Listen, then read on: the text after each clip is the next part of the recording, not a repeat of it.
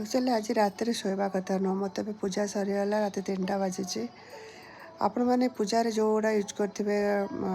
हलदी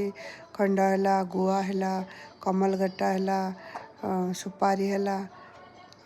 जिते पंच मेवा है आपण ताको गोटे कौन करेंगे रूपार कॉइन है ताको आपण लवंग गुजराती आउ सुंदर हलदी सबको गोटे लाल कपड़ा बांधे तापर आप किसी पैसा रखिकी पूरा वर्ष सारा आप तिजोरी रखिए नेक्स्ट ईयर को से पैसा काढ़ी यूज खर्च करेंगे लक्ष्मी पूजा रे पुणी नुआ पैसा रखिए एमती प्रति वर्ष वर्ष से पैसा चेंज करते धीरे धीरे देखिए आप आर्थिक प्रोब्लेम समाधान होपणकर मत निजे भी कमेंट कर जनइबे कि आम आर्थिक प्रोब्लेम समाधान है क्या लक्ष्मी आए चंचल आसी हमको बांधिकी रखले रही तो लक्ष्मी जिते खर्च करेंगे लक्ष्मी से आसब तेणु आप करके देखूँ और निश्चिंत आर लाभ पाइबे खुशी रुहतु समस्त खुशी दिखाँ जय जगन्नाथ।